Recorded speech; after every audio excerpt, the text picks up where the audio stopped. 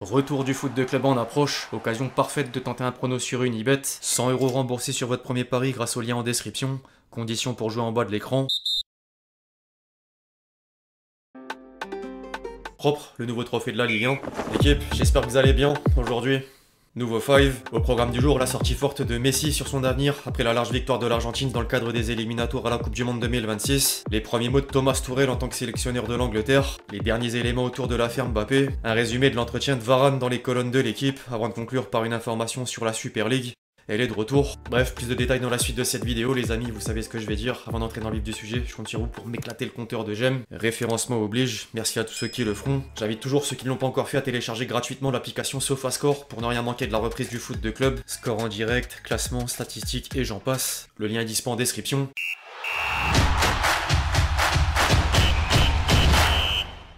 Comme disait un grand sage, moi tu me parles pas d'âge.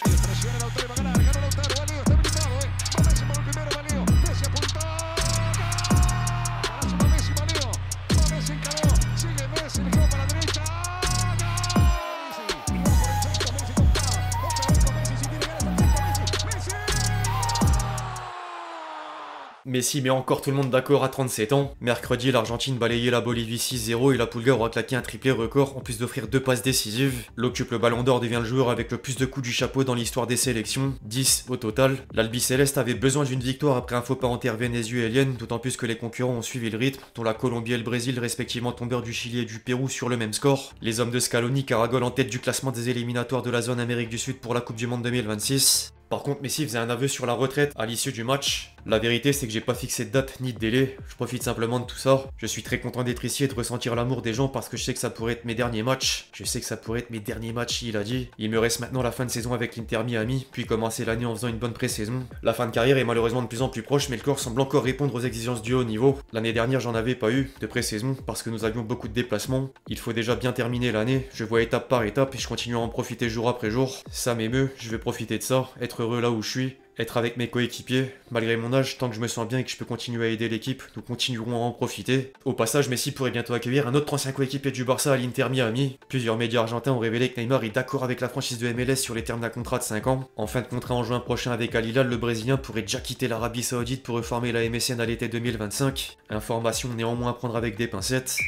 C'était pressenti et c'est désormais officiel, Thomas Tuchel est le nouveau sélectionneur de l'Angleterre. Jeudi, la fédération anglaise a annoncé la nouvelle sur les réseaux sociaux et l'entraîneur allemand était sur toutes les unes des tabloïds anglais. Les négociations auront vite mené à un accord sur un contrat de 18 mois à partir du 1er janvier 2025. Lee Carsley sera donc encore en poste lors de la prochaine trêve internationale. Le Tuche est quand même passé par la traditionnelle conférence de presse de présentation. Je suis très fier d'être ici, je suis fier de représenter l'Angleterre. Je veux mettre la 2e étoile sur ce maillot. Nous allons travailler dur pour atteindre le plus grand objectif du football, réaliser notre rêve à la Coupe du Monde 2026. Maintenant, je dois être à la hauteur. Je sais qu'il manque quelques trophées à la fédération et bien sûr, je veux contribuer à ce que ça se réalise. En revanche, pas question de révéler qui sera capitaine.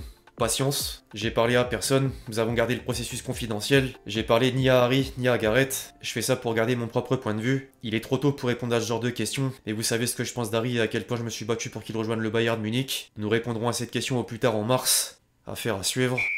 Le dossier en saoule plus d'un, moi le premier, mais actu oblige. L'affaire Mbappé prend de plus en plus d'ampleur depuis quelques jours. Après la plainte d'une femme pour viol et agression sexuelle, Mbappé se défend du mieux possible et l'avocate du joueur enchaîne les apparitions médias pour clamer son innocence. Au JT de 20h sur TF1, dans le Parisien ou encore sur BFM. Petit retour sur les déclarations phares. On nous parle d'une plainte mais à 7h on ne sait pas à l'encontre de qui. Une plainte ne fait pas la preuve de quoi que ce soit. Il est jamais seul ni exposé à se retrouver dans une situation où pour lui il y aurait une prise de risque. Donc de ce fait, ça exclut totalement le fait qu'il ait pu y avoir des faits répréhensibles de sa part. Je peux vous le dire, c'est une certitude absolue. Entre temps, il s'est quand même avéré que la plainte le vise lui. L'entourage de la star tricolore est désormais certain que la femme a cité son nom dans la plainte déposée à Stockholm. Les médias français rapportent d'ailleurs que Mbappé aurait bien une relation sexuelle consentie dans l'esprit du français avec une jeune femme. Il dispose de textos écrits par cette dernière après son départ de l'hôtel et donc après leur relation intime. Par contre, ça ne peut ne pas être la plaignante. L'avocate du Kicks laissait ensuite sous-entendre que quelqu'un est derrière l'histoire. Il n'a pas besoin d'avocat mais on peut pas laisser propager de telles dénonciations sans rien faire. Quand toute la presse se déchaîne, on se doit de rechercher les raisons pour lesquelles une telle plainte a été déposée et médiatisée aussitôt. On va saisir la juridiction compétente pour déposer une plainte en dénonciation calomnieuse. On va pas laisser la place à des détracteurs qui cherchent à le dénigrer depuis des mois. Il y a quand même une grosse campagne qui sort de façon très curieuse, toujours par les mêmes vecteurs, des sites quasi anonymes ou des officines qui cherchent à le salir. On a besoin de comprendre. C'est vrai qu'il y a matière à avoir des doutes. Concernant sa vie privée et son agenda, j'ai quelques observations factuelles à faire. Il a fait ce petit voyage à Stockholm et de façon surprenante, un paparazzi et un journaliste sortent l'information et sa photo. Il a été pisté, quelqu'un savait qu'il allait à Stockholm. Comme par hasard, ce même journal sort une information au terme de laquelle une plainte aurait été déposée. C'est pas tout. En Suède, le secret de l'enquête est absolu, loin de ce qu'on connaît en France. Le communiqué du procureur ne dit rien. Ipso facto, c'est pas la justice qui a fait fuiter cette information,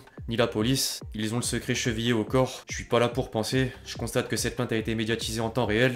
Elle est également revenue sur le tweet du capitaine des Bleus au moment où l'information est sortie. Ce sont des termes qui lui appartiennent. Je dis juste qu'il y a un concours de circonstances et je comprends qu'il se soit interrogé. Mardi, il y avait une audience qui le concerne et qui tombe à point nommé avec la révélation de cette histoire. C'est factuel, je n'en tire pas de conclusion. Je vais pas aller dans cette théorie. Je suis pas adepte de la théorie du complot. Ce qui est certain, c'est que depuis des mois, il subit une campagne de dénigrement et d'atteinte à son image. Il a été acté par une juridiction professionnelle qu'un certain nombre de joueurs subissaient une forme de harcèlement de la part du club. Vous admettez que la coïncidence des dates ne peut faire que l'avocate que je suis ne s'interroge pas. Du coup, le PSG serait derrière le dossier et pour le joueur et pour sa représentante. Riolo a justement déclaré sur BFM que du côté du clan Mbappé, on pense au coup monté. On est convaincu que ça devait finir par leur tomber dessus parce qu'on cherche à le faire tomber depuis longtemps. Maintenant, Mbappé doit penser au terrain.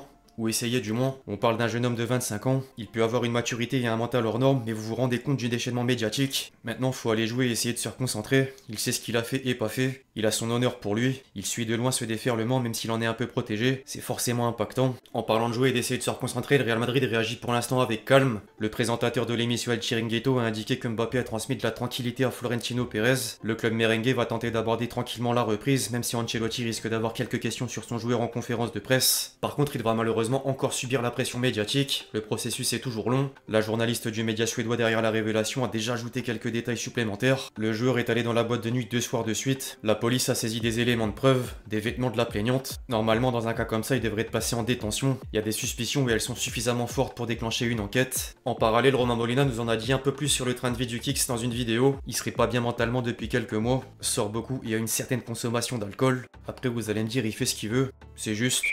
Presque un mois en arrière, Varane annonçait raccrocher les crampons à 31 ans. Le champion du monde 2018 s'est confié dans les colonnes de l'équipe sur sa carrière et quelques déclarations valaient le détour. Il tenait d'abord à remettre le sujet de la surcharge du calendrier au premier plan. Quand je prends position sur les commotions ou sur le calendrier, on peut penser que je parle de mes problèmes, mais c'est pour évoquer le foot en général. C'est peut-être ma dernière grande interview de joueur, donc je suis soucieux de cette trace. Beaucoup de joueurs se taisent car quand on réclame des choses, le foot a tendance à penser qu'on les réclame pour soi. Mais c'est faux. Quand je parle de santé mentale, c'est pas pour jouer moins. Moi, c'est parce que le foot est en sur-régime et que la machine va péter. Le foot d'aujourd'hui lui plaît d'ailleurs de moins en moins. Il y a beaucoup moins de créativité, moins de génie sur le terrain. Il y a plus de profils physiques à tous les postes. Et il y a moins de joueurs déséquilibrants qui sont tous dans le même registre. Des joueurs en 1 contre 1 qui jouent sur les côtés. Tout est robotisé. Il y a des schémas de jeu qui font qu'il est difficile de changer un bloc équipe. Il y a beaucoup moins de liberté. Ancelotti en laisse beaucoup, mais la nouvelle génération d'entraîneurs en laisse moins. Le football devrait encore être un jeu d'erreur et c'est beaucoup moins le cas. En parlant d'Ancelotti, il dressait justement les louanges du Real Madrid. J'ai eu la chance d'arriver dans un club qui donne aux jeunes joueurs le temps d'apprendre au très haut niveau et de mûrir physiquement. Ce qu'ils ont fait avec moi, Valverde, Vinicius ou Rodrigo est exceptionnel. Tous les grands clubs devraient copier le Real. Le club prolonge l'entraînement, alors qu'ailleurs les jeunes commencent de plus en plus tôt et s'épuisent de plus en plus tôt. Enfin, petit souvenir en lien avec l'équipe de France. Quand même, le jour du France-Ukraine de 2013, je mets clairement ma carrière en jeu. La France, le coach a besoin de moi, il faut que je joue et je prends le risque. Mon genou gonflé, il était chaud, et après le barrage d'ailleurs, j'ai pas joué pendant 2 mois. On met un anesthésiant, j'ai 20 ans et je me dis allez, tant pis. J'en avais conscience, mais j'ai pas de regrets. Pour la France, je le referai toujours. Enfin, pour finir, petite séquence, mais information notable. En début de semaine, la presse espagnole a relaté que les dirigeants de la Super League envisagent de lancer la compétition en septembre 2025. De quoi refaire quelques frayeurs à l'UEFA malgré le nouveau format des Coupes d'Europe. Bref, l'équipe c'est tout pour le fact du jour, j'espère vraiment qu'il vous a plu, je compte sur vous si c'est le cas pour lâcher votre meilleur j'aime, comme d'habitude. N'hésitez pas à réagir dans les commentaires sur tous les sujets qu'on a pu traiter aujourd'hui, puis d'ici là on se retrouve très vite sur la chaîne pour de nouvelles vidéos, c'était Lexti. Ciao ciao.